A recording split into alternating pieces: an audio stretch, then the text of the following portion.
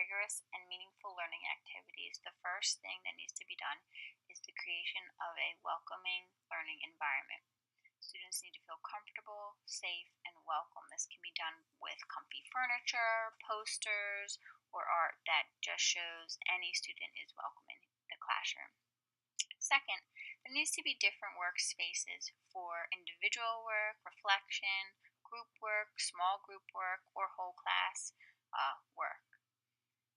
Thirdly, the classroom needs to be surrounded with resources that students can access, are clearly labeled, and they know where to find information when they need it. Once the physical environment is created to feel safe, include all students, and prepared for culturally responsive learning, the educator must demonstrate that all students can learn.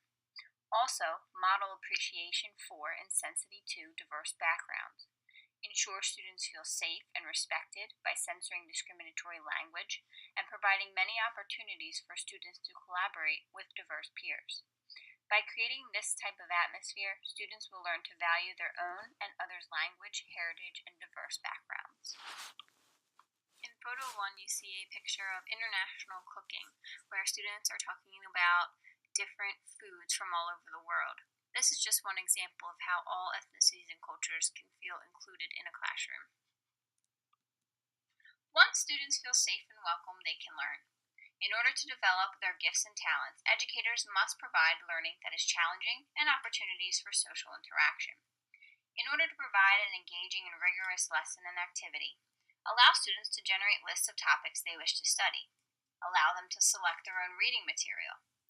Also, provide options for completing an assignment.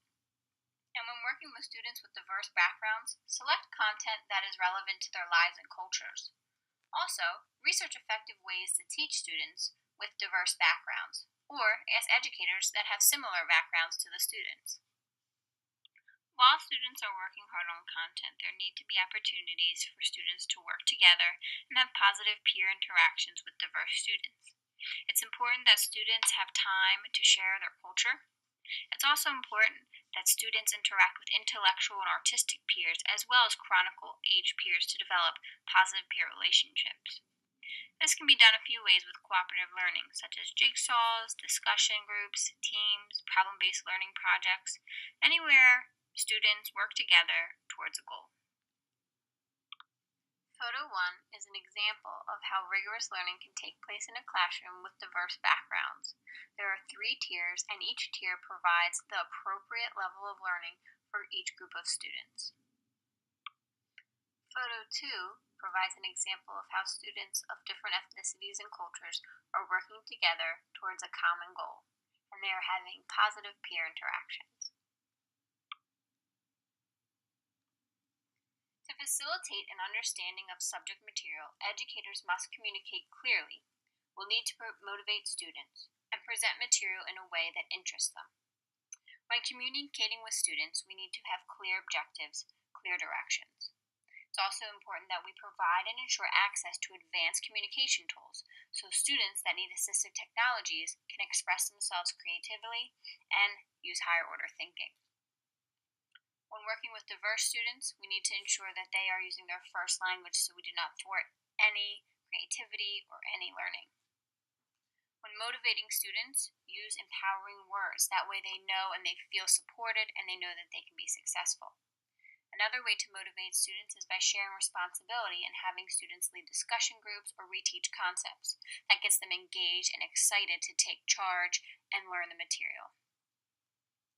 Using instructional strategies such as focusing on students' learning styles and interests engages the students and helps them learn the material. Photo 1 is an example of a program that's used in a classroom to help students with dyslexia participate and engage in activities. The program uses a microphone that students talk into, and it puts the words in writing on paper in a document. This allows students to not get frustrated in a task and allows them to use their creativity and engage in higher order thinking skills. Photo 2 is an example of student choice. This motivates students to work on an area that interests them and put a lot of effort into an activity that they enjoy. Adapting to different environments can be stressful for students. Some ways that we can reduce the stress associated with new environments include meditation, yoga, breathing, calming music, also bibliotherapy, positive language, and choice in the decision. Students that are involved are more inclined to participate and be involved. When students are able to adapt to different environments successfully, their leadership skills can be developed. It's important as an educator that we provide opportunities for leadership in the community setting to affect positive change. We need to provide environments for developing many forms of leadership and the skills that go with it. Students can lead a group, initiate learning groups, work on community-based projects, practice leadership roles, participate in jobs, participate in persuasive arguments, critical thinking, decision-making, problem-solving, and they need to feel that their voice is valued. In this photo, students are working on a persuasive writing piece that involves student tardiness and the consequences. From my own personal experience, I've had two students that were bilingual, and their first language was Spanish. I've also had students that had a low language proficiency. So what I would have to do to adjust my communication style was give very clear and very simple, basic vocabulary to communicate the lesson, to communicate the question, or to communicate the assignment.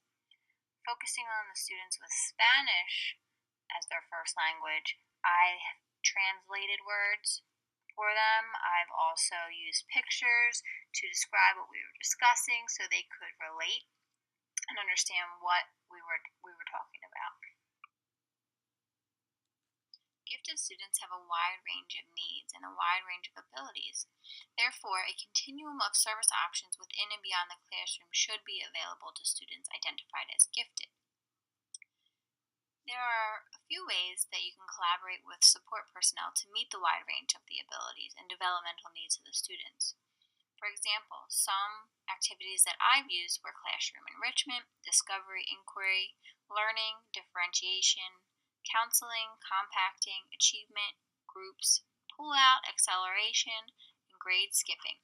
Now, it is important to work with the appropriate people to get the services, so it's important that you talk with the guidance counselors. It's important that you talk with the student, the parents, and the school to see what services are available for the student in the classroom or outside of the classroom. There are advantages and disadvantages for different services because not all students have the same needs or require the same accommodations.